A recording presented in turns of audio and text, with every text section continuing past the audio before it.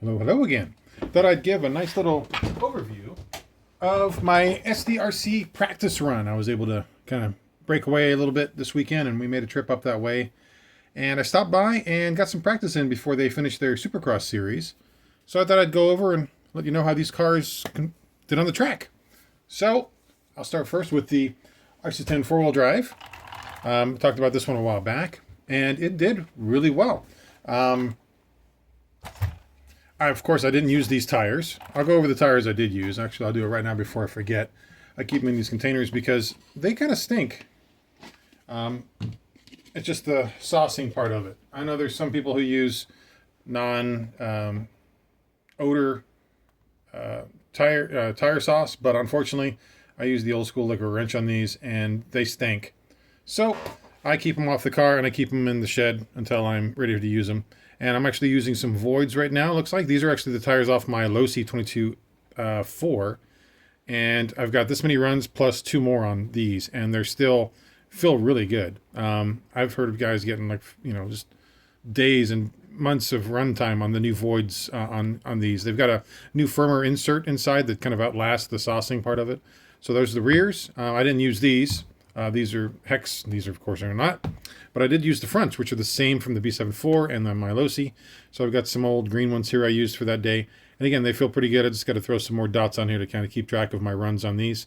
And they worked really well. So I've got these, of course. Slip these back in here.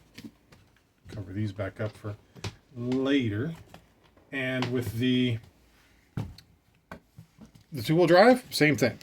Just a little different tire, of course. These are the ones I run on my Worlds and my B2. But I've got my fronts here. These I did use. Actually, yes, I did use these. Yes, so I used these fronts. They're the four-wheel drive fronts. A lot of people use them at Hobby Action. I just use them there at SDRC. Aka Voids. I've heard good things about the smoothies as well. I just haven't used them. Word is they work better out of the box, but they don't last as long. So just talk to your local racer if you race at these high grip tracks, and they'll kind of fill you in on it. And then the bearers, these are the ones I did use. Again, the Voids V2. Basically same tire, just different rims on them. But I took it out the four-wheel drive first because they had a crazy triple, and I wanted to see if it had enough power to get around it. And it did. Now, this car I went out there with just the mod motor that I had. This one's a 7.5, which was way enough power for what I was doing out there. I mean, there's some mod guys out there. But this car, of course, is not set up for a high bite, low CG track like that. But I had to prove if it could be raced. And I know it's going to be raced on a loamy surface most of the time, like I is here in my local town. But when it goes out of town in the October to do the BK, not the BK, I don't think so yet anyway, but if I go to the Team Associated Vegas race, which I'm already signed up for, it'll be loamy, and it works really good in loamy. Of course, these are my loamy tires. The rears right now are J Concepts. Let's see here, flip outs. So the flip outs are kind of like in between a goose bump and a double D, I believe, from what their website says. And they're just super soft. I didn't think they'd work. It actually worked really good on my local track. But anyway, I got these, and then I had another set of, I was just using the old fronts when I was testing it, and it worked fine. So I'll be playing with tires on it. But back to the car. How did it do? Well, if I look around it here, a little bit of damage on the back. You can see just a small crack. I did crash this thing hard twice. First time it came down off the triple because I had to go for this big triple. You go online, you can probably see their layout, but they have a triple that's probably 20 feet out, and it sends you in the air where you're on this tall driver's stand, and you're looking at it eye level when it comes by you. So you're definitely getting some major air if you go for the triple. And this was mod, and after a lap or two, I kind of coasted the first lap, and I was like, all right, I'm going to punch it. I'm going to see what it can do. And I sent it over the triple. And the first time, I overshot it, and it was turning the wrong way because of all the G-force. It came down hard, landed on the back end, and then I accelerated away, and under braking, I heard the clicking noise. I was like, oh, maybe I damaged the belt or something like that. So I brought it in, and actually it was just the motor that loosened up. So I could, basically it moved enough to where when I was on braking, the motor was moving out of the way, and the mesh just wasn't as tight, and it was flicking against the spur gear. So I remeshed it, so no damage there. Next time out, I was actually getting the rhythm of the triple down. But I overshot it, and I came down hard brakes right on the front of this bumper I picked up years ago that I owned on my World's car, and it absorbed all of it. No damage hit, no broken A-arms, of course no ball cups popped because these things are awesome. So no internal damage there. Under the hood, we'll look at it again real quick. No, the wing, I landed hard on the wing a few times because there was one point I was coming off of the section that had the triple, and there was a high speed area, and I hit the throttle. And I forget how much horsepower this thing has. It lifted up and landed upside down, dragged across the wing, and that's the stock wing. And you can see it's starting to get some wear right in these little spots here, but I mean, it's held up pretty good. You can see another little tear there, just under hard load. And this is a thin wing. It's not like the racing wings that I have for, you know, my B6 or whatever. I mean, the B6 wings are pretty tough in comparison. This is a low C wing, for example. It's just a thicker and wider wing. So it just kind of sits inside. And yeah, it's going to take the abuse. But it looks more period correct, I would say. But I had to see what it would do in the car. And what I was amazed about most is that this wire did not come out at all. This is the first RC10 I think I've ever had where these rods are just in so firmly from the factory. It's not causing the issue for these coming out. So I have to give one to Associated on that. It's usually the pole comes out under a hard hit or this slides out, but nothing with the stock wing in that configuration. Again, you can see my fan right there. No issues with that. Under the body, how'd everything work? Minor things. So I'll go over with you real quick. Under one of the hard hits, you can see my speed control loosened up, but I had it double, and you can see actually some dirt got in here. So I can't completely blame SDRC for this. This is probably the time I went out to the local track, because this is not the dirt from SDRC. So I would say that's just wear and tear from local track.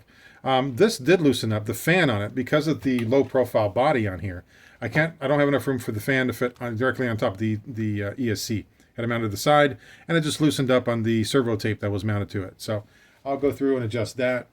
No damage to the stock steering system, which I was kind of worried about because this is all plastic and this is a Metal Gear servo. There's no servo saver I've got set up in my system. So full force is going against that. But it seems to be just enough wiggle in it to do it. This backed off a little bit, I think, underneath, but nothing major there. To the back, this, for some reason, has stripped out. Maybe I just over-tightened it when installing it, but I actually have a stripped-out body post. So I basically have to take off the fan. I tightened it up once when I was there, thinking maybe it just loosened up, but I can tell now it's just not getting the grip it needs. So I'll either go to the next size up on the screw or just replace it with a new one, and it should be good there. No issues with the fan. So yeah, this car worked really well. Now, this is a high bite track. So setup-wise, the car was not dialed for this track. Under heavy load in the corners, this thing would traction roll. It would pick up and just lean all the way in. And of course I've got the battery this way, so if it was transverse like it is stock, it would even get more in that direction. But yeah, it was definitely leaning hard at points where it would just pick up and just lift the car over. You can see a lot of sway in the suspension, and if you look at the B7s and other cars on the track, they're not rolling as much. They're pretty, of course, LCG to get them down as low as they can, but they're not rolling as much. Their suspensions are fine-tuned from, you know, out of the box to work on that track surface. I would, you know, if you get a B7 or one of those cars, they're kind of tuned to work on that way. But the characteristics of how they handle is a little different. They go smoothly through the corners. They don't have, it's more point and shoot what it is with a rear motor car. But given that, it had some sway. The shocks, I was surprised they worked pretty good. I think that's probably part of it too, is the larger 13mm shocks. They have more of a pack feel. And so I think they have more granular pack as it goes into the corner as the load comes down onto it. But these shocks, you know, they just kind of absorb it all. Again, I'm running the 50 weight in the front. I think in the rear I'm running 30 weight or 32.5 weight with these blue springs. Again, these are the original Associated team car shocks. I took off the other set because I didn't like the longer shock body. It was bottoming out there instead of on the back of the chassis, like it's designed to do. And of course, I'm still running the Fan RC CVs in here, which give you just a little bit more travel, which is perfect for my local track. But if you were, again, running stock, you'd probably be locked around in this position. And that might benefit you on a high bite track like SDRC, because when you go in the corner, this wheel's not going to lift off the ground. It's basically going to lift with it. So it'll pull it kind of down sooner than later. You wouldn't get as much roll with it. So yeah, I can see some things if I were running this indoor a lot that I would probably change on it, or just kind of set it before I go next time. But it was a blast to drive around the track. I would say it's an intermediate track. It wasn't super advanced where no one could get around it. But we took a baseline B6D out there with a 21.5 in it to kind of see how it would compare. And I was able to get around their track layout with a 21.5 through their double sections, no problem. The triple, of course, I had to double it, and then I could single it and come around the S section. But you can carry a lot of speed with their modern 21.5s, and I thought it worked great. So yeah, I would say that's a benefit to the track design. They know what they're doing. If you want a good track and a good time on that, definitely play around with that, and don't knock the 21.5 class until you've tried it. I was surprised, even though you got less power with it, you have to work to keep your rhythm up. And so it's a little bit slower, so you're able to concentrate on that. And I think that's really good for newer drivers. I hope they push more onto that to the newer group. So yeah, overall, great first run on it. A few things I got to fix. Okay, so onto the JC10. I haven't talked about this since I got it together, and surprise, it's together. I'll have to go over a little bit more maybe in next video or something. But this car, stock the way it is, with the 12mm shocks, the Motor Obscura shock towers, ran bitchin'. It has a 2.6 transmission out of a B6 with a top shaft out of a DR10. It's running the plus 2mm universals from JC Racing. It's got the J Concepts plate on here for clearance for this little fan. I also wanted to run a fan because in our testing with the other fan RC we built this summer, it was running way too hot. My four-wheel drive was running cooler just by having that motor on there. I tested it the night before, it ran fine, but somehow after its first run, it stopped running. So I'm thinking maybe a wire or something pulled. It doesn't have the run of the other fan that I picked up does. I have a ProTech in this one, this car over here. But this one my local hobby shop picked up, Eco Power, whatever. It had the similar build to it, so I was like, you know what? I'll give that local hobby shop a shot, see how it works out. But it worked fine at first, and now I'm thinking that maybe that red wire is just pulling too hard on it. So I'll play around with that. No problems with flex with this back plate. I've got a new Hobbywing V10 17.5 in it. This is the class I was expecting to run maybe in the BK. I still haven't seen motor rules yet for the Team Associated event in Vegas. So I'm kind of just going to wait until I hear more information. This is pretty cool. These little nuts on this car is that it actually runs the same 7mm nut driver that my B6 and B7 do. I was like, sweet. So I don't know if this is a thread type. I have to try another type on here, but that just makes it much more convenient to have less tools in your bag, because I have to run with the RC10 4-wheel drive. I have to run the standard 11/32 nut driver to get that big nut off that's on the RC10 4-wheel drive front and back, and then of course you've got to carry another size for the front. So it's more tools, the less compatibility you have, and so those little things go a little bit further on that. Other things I mentioned, the car. I don't think I'm going to go under the hood yet on this car. I'll leave that as a surprise for you guys. If you guys want to know more, you can kind of look at their website. But I've done things, again, a little differently under my hood. But initial driving on it, because I've got the B6 transmission, I think I'm running a 26-tooth and an 80-tooth pinion, which is actually 3 gears lower than what the B6.1 manual calls for this motor. So I was like thinking, great, okay, it's got a little bit of torque in it. And this motor is very torquey. It surprised me for the 17.5. First time I put it on the track, it immediately felt really good. It didn't do any wheelies, which told me maybe it was a little overgeared. I wasn't able to really monitor temperature on the few runs because I only went out there twice with this car, and it ran really well. And with these shocks, it also didn't lean a lot either. It worked really well. Nothing broke on this car. Well, I can say the body broke a little bit right here. It kind of pulled away. You can see under the Velcro. Again, I'm not going to get on the body today. Surprise you later on that one. The ball joints, again, no issues with that. No issues with the front geometry. I thought maybe I was going to break an arm or something out there, but it worked great. No issues with that. The motor was tuned perfectly.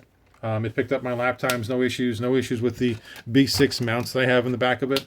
People were definitely had questions about the cars, like, what the hell is that thing? And I was like, well, it's like an RC10 and a B6 put together. They're like, oh, that's a cheater car. I was like, well, yes and no. It still has the wide suspension that was used back in the day, but JC Racing actually went into a Dirk Anderson interview, talked about why they made this transmission case, and it was because Team Associated wasn't making transmission parts for it in the late teens, the 2010s.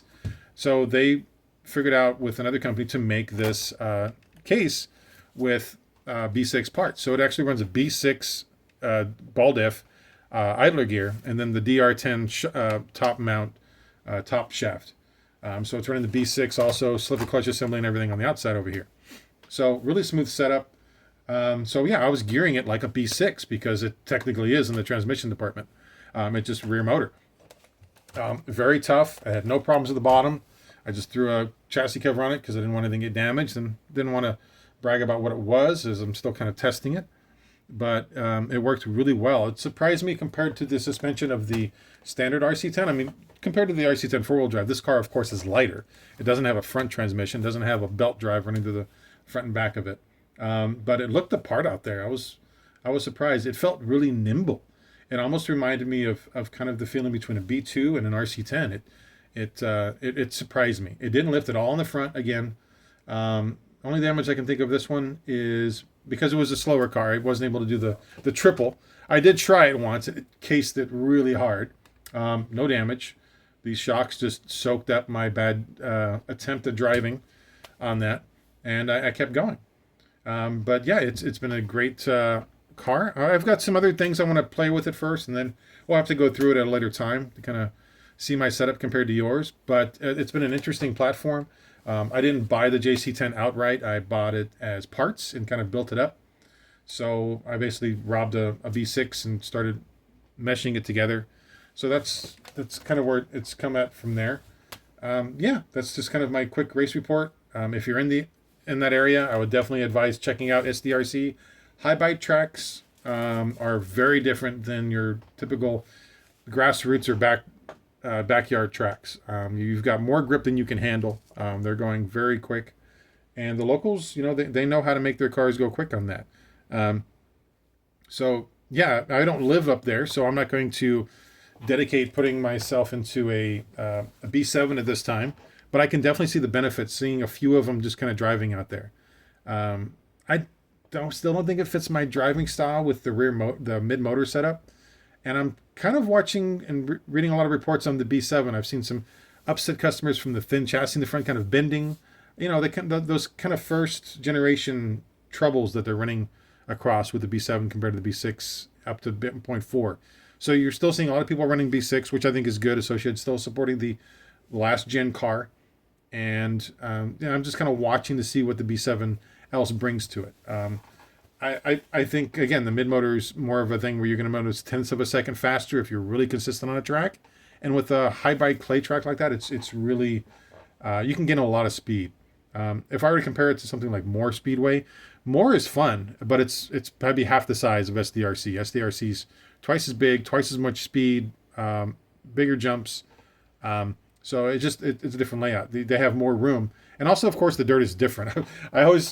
The first impression I got before I went to Moore when I flew out there was like, yeah, you're going to be surprised because the dirt is like black, and it is. If you go to like SDRC, it's typical like brown looking dirt. It's best I can explain it. If you go to Hobby Action, it looks almost like a tan because they have a different they had kind of a tan mix with it, almost like sand it looks like. I think that a lot of people struggled with that when the track first opened, but they've been at it now for almost a decade, and I think it's working pretty good. I haven't had any issues with grip at Hobby Action. If anything, the grips come up. So yeah, the tracks in my area that I've raced, including Moore, it's fun to experience them differently, and they all have their group that kind of goes out there and kind of dominates. But it's also interesting to go out there with a car that's not exactly set up for it and just kind of see how it compares. So first run of the cars, I'm really impressed with it. I really like how the JC10 operates compared to the RC10. It's a much lighter car, and I'm also really enjoying my RC10 4-wheel drive. It's a beast. I'm still thinking about some setup options for this car and things that I've changed to kind of make it work from what I was used to. So I'm going to keep playing with those options. But I've got some more tuning. But the initial shakedowns, very impressed with both cars. Hope you enjoyed this.